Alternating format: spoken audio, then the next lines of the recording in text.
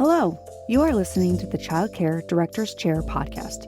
Your host, Erica Sacosio, invites you to join her community of passionate and inspiring leaders in the ECE field, where she discusses, reflects, and shares the best ways to invest in our children, families, teachers, and community. Because after all, we know they are the heartbeat of any successful program. Here with the Child Care Director's Chair podcast. I'm so excited you are here today. I have to tell you, we talk about so many things on this show. Usually we're talking to the child care owners. Today we're going to talk to the teachers and those that are working with our students. I have an amazing guest with us today, Ron. I'm going to say it wrong. Shuali. Okay, well, you said you're going to say it wrong, and then you said it wrong. So you believed what? I so believed that's perfect. I believe it. Your brain said words to you, and then you bought into it, even though 15 seconds ago you pronounced it perfectly. But that's so beautiful because that's one of the things that I like to talk about, how the brain just gets in our way. Yes, brain gets in the way. So can you pronounce it correctly for me? I'll try. Okay. Shuali. There you go. I'm so used to butchering names, including my own. Many times people never get mine right. It's a lot of vowels. It's whatever. It's names whatever. Names are made I'm up anyway. distracted by the real. Awesome donuts that are sitting on your shirt right now. So Absolutely. we're gonna have some fun today. I know that all of you are so sick of boring PD. We all go to the boring PDs, and we have been to so many things that just don't work. So so today we're going to talk about some things that work, especially when we're working with children who maybe aren't doing what we need them to do. So maybe we kind of talk about why and what we can do to help reach those children. So welcome to the show, Ron, the expert in that area. You're welcome. So tell folks who have never met you before, haven't seen you anywhere before, a little bit about yourself. I know there's probably only a few. But if you're on the East Coast, you know this guy already. But there's a lot of people that don't know me. And by the way, too, is the things that we're going to talk about, especially when it comes to behavior. This is great for the directors as well because you're the ones that get to model it, especially for the teachers that aren't on board. If you have those old school teachers that are just like, kids are never going to change, stuck in their ways, or if you have those new teachers that have no idea what they're doing, even though they think that they do. So this is all. This is all for everybody, all the human beings. All the humans. A little bit about myself. So I love joy. I love happiness. I, according to my mom, is the most oppositional human being ever created. My world wasn't even having anything to do with early childhood until I was 25, where I was a finance major. And I did this amazing seminar called the Landmark Forum that they have all over the world, and you can still do it online now. And it has you really understand a lot of the stuck programs and patterns that get in your way that exists in your subconscious.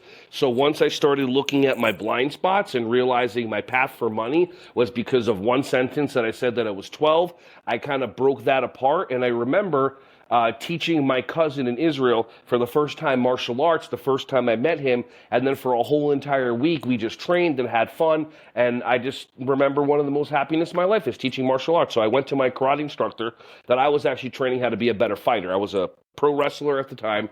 I wanted to go wrestle in Japan, which they kind of beat up the newbies that don't look like them to see how tough they were. So this was my martial art instructor I was training with, and I told him, I had an epiphany. My life is complete. Would you be open to teaching me how to teach kids karate?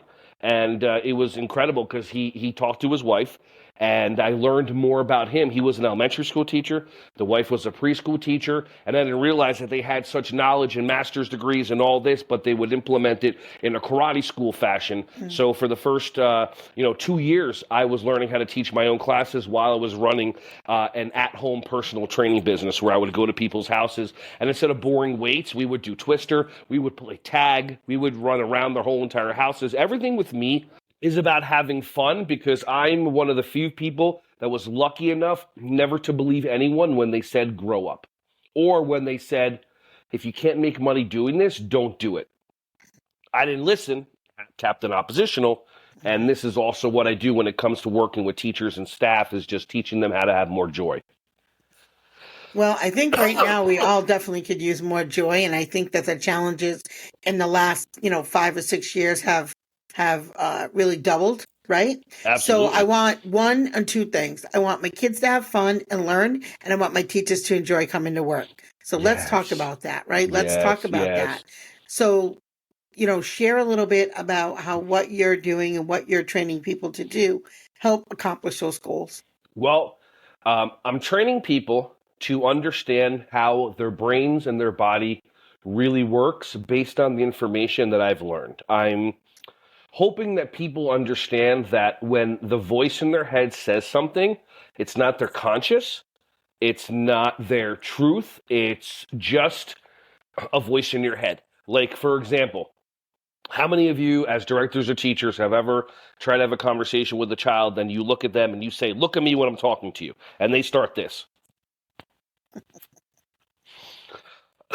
Excuse me. So when that child isn't looking at you, what does your brain, for yourself and also for everybody watching, what does your brain automatically tell you? That child isn't looking at me. That child is being what? Give me some. What is your child? What is your? I would Yeah. say disrespectful, not listening, ignoring. Great. Yeah, Look at yeah. that. So that's three words right there that took you half a second. Mm-hmm. So just consider that those three words that came from your brain, it just came from your brain. It didn't come from your heart. It didn't come from your spirit. So those words that your brain says, the reason why your brain says that is because the brain loves to be right. Loves to be right. There are people that will spend more time in their life being right than being open to love. So when their brain says that child's being rude, you're right, you make the child wrong. Your brain sends a message to the body to release dopamine, endorphins, all these feel-good chemicals. So every time you look at that child, and when you say, "Look at me when I'm talking to you," and the child does this thing, and you say, the child's being rude. You're making the child wrong. You're being right. That child is being defiant. You're making the child wrong. You're being right. You're getting 4 hits of dopamine. That's called living a win-lose life and having win-lose communication. And we don't even realize we're doing it because we're not taught this. So if you choose win-win, instead of just being right about the child, you would then consider taking a breath and asking the child, "What does your mom and dad tell you about eye contact or looking at an adult?" And that child might say, "Well, my mommy and daddy say whenever you look at an adult in their eyes, then that's being rude and that's being disrespectful." And now it clicks because you're win-win. The whole entire time, this kid is trying to be rude, as respectful as possible, and you're playing the "look at me when I'm talking to you" game, trying to have them do what's against them. So a lot of times is that even if your brain says something to you, what I teach people is if you want to react to it immediately, it's fine, but it usually doesn't create win-win and it doesn't create beautiful connection. If you choose win-win, you transfer the call to your heart. What do I mean by that? Like we sometimes interact fight, flight, freeze, or fawn type thing, and then we don't know that we can actually make decisions with our heart. The heart has its own intelligence system. It sends more messages to the brain than the brain does to the heart. Have you ever made decisions with your heart? Every day. Every day. Have you made decisions with your gut? Every day. Every day. So we have different decision makers in our body, but we're not taught that. So if I can have teachers open up their hearts more, I do unprofessional development. It's the opposite of boring PD, and I don't do PowerPoints because those put people to sleep. I show TMVs. I do teachable moment videos where we're doing videos and we're watching kind of like if you ever see those America's Funniest Home Videos or the Tosh Point oh type thing, but the videos have something to do with what we're doing, and then we take an adventure into understanding how to create a win-win world. Because when I was in preschool setting up my programs, I would hear all this stuff that after the teacher would say it, I'm like, you don't even realize that you're not even trying to communicate with the child. You're just being right. Like, perfect example. Finish this sentence. Ready? You get what you get. And you don't get upset. There you go. And other people that are watching probably said, you don't get upset, you don't throw a fit, whatever it is. And notice, again, it wasn't like, let me think about that response. It's an immediate response. So again, it's not your heart that comes into work every day and takes care of other people's kids and comes back every day after that. That's your brain being automatic. So when you say to a child, you get what you get and you don't get upset, there's no benefit to the kid. The kid, I just want 5 more minutes on the computer. You get what you get and you don't get upset. And by the way, when you say that to a child, all of you that have done this and heard this, how do you say it? Do you say it to a child? Imagine the kid you're looking at. Do you look at this and go, my dear, my precious soul, you get what you get and you don't get upset. Namaste. Do you say it like that? Or are you towering over the person like you get what you get and you don't get upset? It's just that's the reactionary way that we are. Like there's so many things. So it's like have you ever heard a teacher or director say, are you making good choices today? Are we making good choices today? And the kid looks at you like, can you be a little more specific? I made 27 choices in the last half hour. Can you narrow it down? It's like we say these things that don't. This is one of my favorite ones. No, thank you. No, see, you immediately laugh because you hear that. No, thank you. No, thank you. The kid's looking at you like, no, you're welcome. Like, I don't really understand what's happening. Like, what does that do? It doesn't teach the child what they did. Like, imagine if you're driving and a cop pulls you over and they knock on your window and they go, license and registration. No, thank you. And then they go to the car. Did you learn anything? And no, they come back. Here's 3 tickets. No, thank you. And then they're gone. So it's understanding that, and it's all a choice. If you want to choose win-lose, keep saying, no, thank you. What did I tell you? What did we just talk about? Are you making good choices? Do you have your listening ears on? Do you have your listening ears on? And the kids look at you confused, like, do I have to get my hearing checked? Like, why do you ask me if I have my listening ears on? Like, I hear you on the other side of the room where the camera can't see you, where you're voice texting your friends when you're supposed to be watching me, blah, blah, But it's so crazy. Like, these kids, like when did we ever confuse listening and following directions? Like, do you have anybody at home that doesn't listen to you? Mm-hmm. You do? Okay, so think about that one person that doesn't listen to you. Is it really that they don't listen to you? Or they listen to you all the time because you follow them from room to room to room, saying the same thing over and over? Is it that they're not listening to you, or they're always listening? They're just choosing not to follow your directions because you haven't figured out a way how to make it win-win. And they're getting more attention pushing your buttons. Like, how many times do you have a teenager in life where the only time mom ever goes into the room is to let them know that their room is dirty, but any other time they don't give them attention? So the child needs to figure out a way, because a teenager doesn't want to ask for attention because it's kind of childish, even though that's what I teach in my classes. I stop every half hour or the hour whenever there's one of the neurodivergent, exceptional queens or kings wants attention. I stop the class, I show these in my workshops, and I go, who wants attention? And you'll have 20 kids, but only 3 want attention. So they dance, they do this, they do that. I did it one time. There was a kid started telling me jokes. And he started telling me knock-knock jokes, which is awesome, because I answered all the knock-knock jokes, and I gave him a couple extra ones because I don't know that kid's not going to be on all these different radio shows and comedy shows doing on America's Got Talent doing comedy because I reinforced a knock-knock joke. I gave him a great one. Ready? Knock-knock. Who's there? Hatch. Hatchu. Bless you. Yeah, cute. You know what's funny too is, we'll say things as adults that we don't also follow, because go to a restaurant and let somebody get your order wrong, and the waiter doesn't say, well, you get what you get, and get upset. You're writing a bad review. So we should also walk the walk and tell kids things that are realistic, because they then come, they go out to dinner with their parents and they're flipping a lid because they brought them the wrong thing at the table. Right.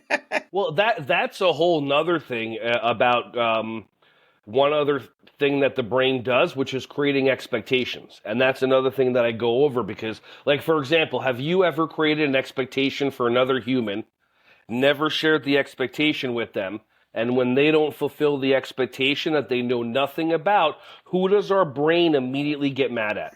In most cases, I would say probably the other person. Right. I'm very self-aware. But you're right. Yeah, no, you're right. That's it. So I mean, it's like how many people here create expectations for the parents of their kids? Yeah. Like expectations like they'll pick their kids up on time. Crazy expectations. Yeah. Directors, how many of you have expectations that the parents will pay on time? You don't have to chase them around, blah, blah, this. But That's the difference is that we create these expectations in our brain. Mm-hmm.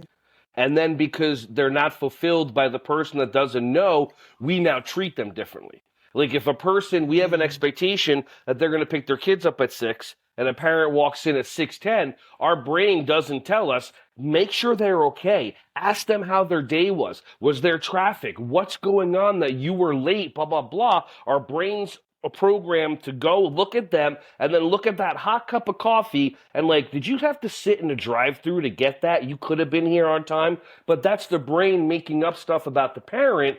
And my brain goes, well, maybe they needed that cup of coffee because who knows what kind of day they had. And now they, as an untrained adult, are going home with their preschooler who has all this built up energy. I'd rather them be 10 minutes late and calmer and happier than, reacting a different way. But my world is about win-win and love, because there was, before I did that seminar, it wasn't win-win. It was about myself. It was about money. And it was about, running the programs that I had in my head until I realized that all that stuff that's in my head is just, it's not there to benefit me. And my heart is what I listen to most.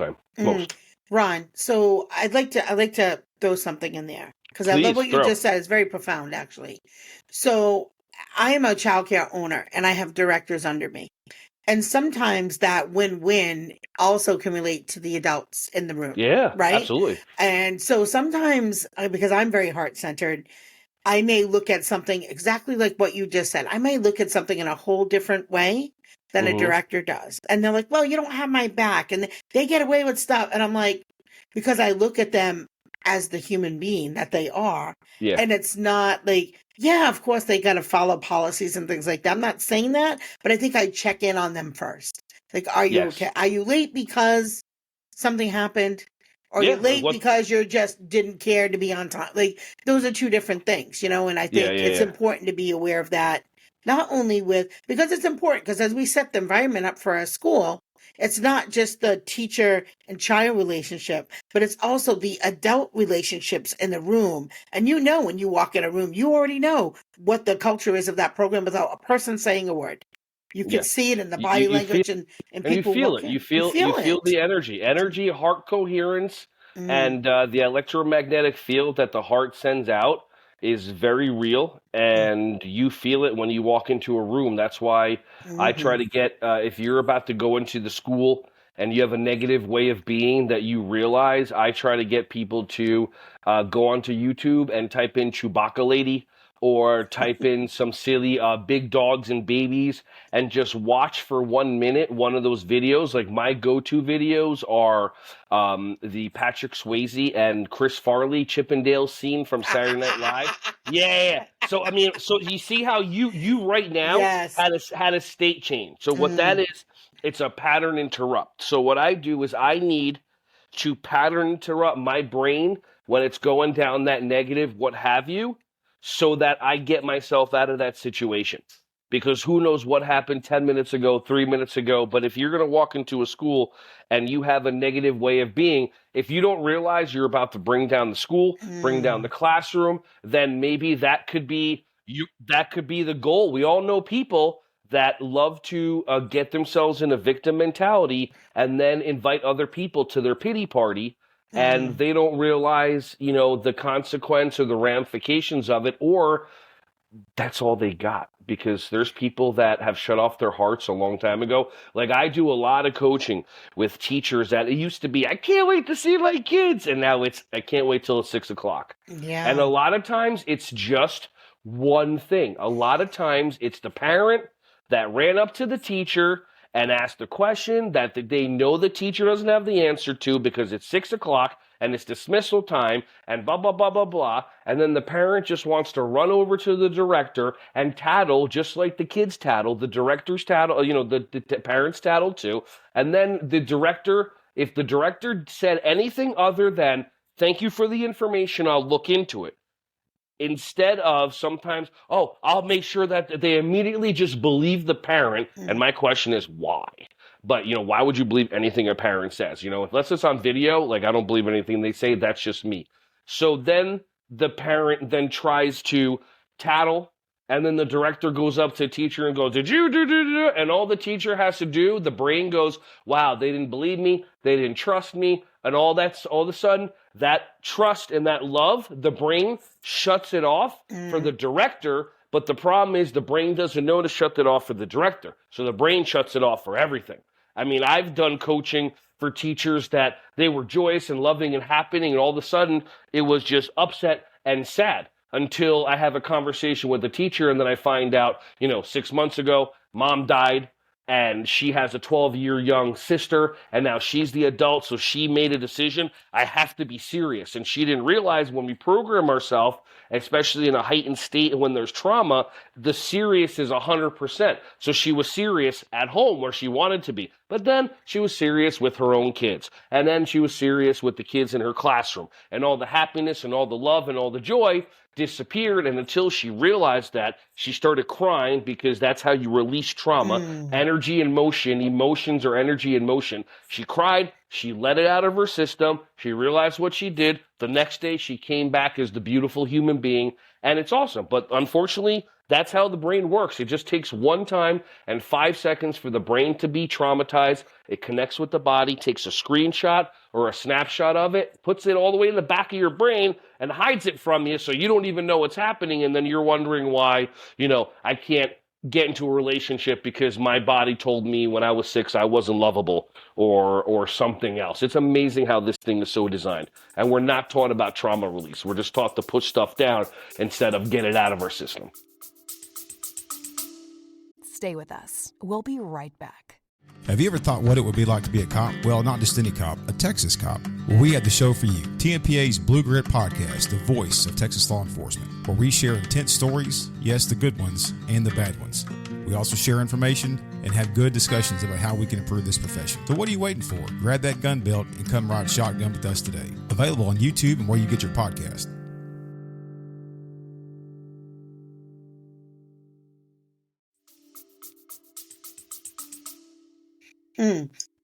So at our school, we have a good amount of students that have come through our doors that are foster children or adopted children.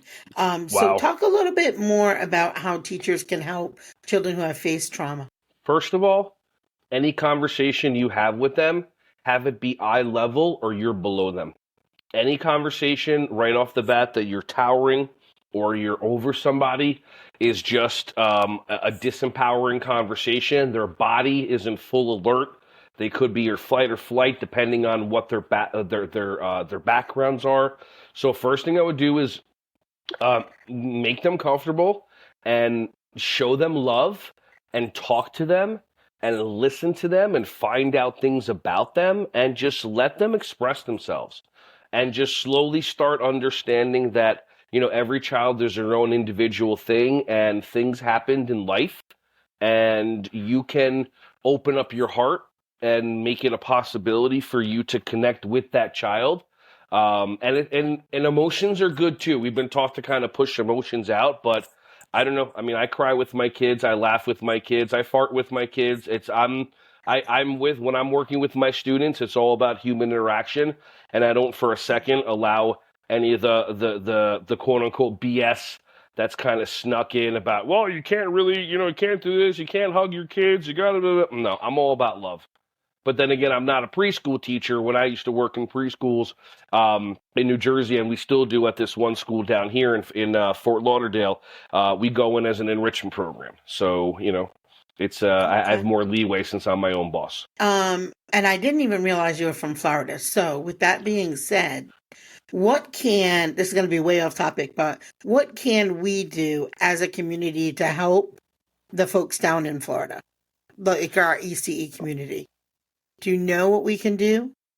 Money. Is there? Okay. So, I mean, that's okay. That's the thing that I've heard. Sure. People do drives and people do this and people do that, all these different things, and they spend a lot of time doing that. But in reality, people need money to fix things, and they also need resources. I have a really good friend of mine that his sole company is going out and working with people that have had problems with hurricanes and tornadoes and stuff all around New Orleans and Florida. And his specialty is going after the insurance companies that don't want to pay a penny but will take all your money. And he gets them his statistics, he'll get 7 times the amount of it back. So if people have any problems, always reach out, call, make a phone call, reach out for help, ask them if there's anything you could do. Sometimes even just a conversation. Yeah. Sometimes, but I don't know. I'm not. It's very interesting because we're in Fort Lauderdale, and it seems like all these hurricanes are kind of going around the West Coast. So we've been lucky for a while. I'll reach out to Wendy over at Flacy and see. Yeah, I know they were doing some type of match thing at the conference. Yeah, they're doing something up to $5,000 they were matching. So go on Flacy's website. Flacy, that's a great place to go. So those of you who are listening, if you feel, because we're talking about love here, talking about love, talking about community, maybe connect with Flacy and see what we can do as a community to help support those that are affected from the hurricane, for sure. Yeah, I can't even imagine. No. So, all right. So before we wrap up, what, if there's anything you haven't shared that you really feel like childcare owners should know, what would it be? Every person that works with you is a human being. Anytime that your brain creates an expectation that anybody other than you is going to be as committed to your school as you, your brain's lying to you. So please don't create that expectation that the people that work for you are as committed. Don't create the expectation they're not going to call out via text. Just figure out ways how to have people be more engaged. And I have a lot of information. I have a workshop online called Captain of the Ship that I can give you. If you give me a code or something or make something up, I'll send it to you so everybody on here can do the whole online course library for 3 months. And it's really, really good at having you understand how to communicate with people to create win-win. Just really quick, for example, if a parent or a teacher comes up to you and they go, well, I want, this, or I'm looking for that. And if you say to them, I understand what you're saying, but, or I definitely get where you're coming from, however, those 2 words right there, already right off the bat, the wall is up. I'm not listening. So I teach people how to use win-win words too. Instead of saying, I know what you're saying, but, I know what you're saying, and. Oh, I understand where you're coming from, and. And then I also like to use as soon as, because sometimes there's parents that think that the director or the owner has the absolute end-all, be-all, and they don't understand development appropriate practice. They don't understand this, so they'll come up to a director or an owner with a request that is not possible. So just using the words as soon as, I was doing a conference at a director's training in Texas after a keynote, and they said to me, what do I do if a parent comes up to us and says, well, I want you to go into the bathroom and you can give my kid a whooping if they're not following directions. Yeah, Texas, okay? No. So the parents, the director's like, well, we can't do that. And the parent's like, no, it's okay, I'll sign a form. The parent just, they don't understand. Their brain is being right. They don't have any understanding of reality or whatever. So the director asked me, what would you say? And I would say as well, as soon as the state of Texas changes its laws on corporal punishment, we can revisit this conversation. And for now, we have to stick to the rules. And the parents the parent would be like, okay, because that as soon as takes the perceived, not that you're responsible, but takes the perceived responsibility off of you and puts it onto, the actual thing that's responsible, like the law or whatever it is. So just looking for win-win ways to do that is just a wonderful way to just start noticing. And just be present. When are you making people wrong? What did I tell you? What do we talk about? Just, a basic level human being is a human that loves to be right, loves to make others wrong, and doesn't have a relationship that's good with anybody. A level 2 human being would be somebody that instead of saying, they catch themselves and they go, if I say this relationship is ruined, at least for the next 10 minutes, there's no love.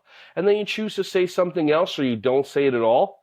And then the human being in front of you is reconnected or still connected to you, as opposed to just saying something to be right for 2 seconds. You get a rush and that person's out of your life.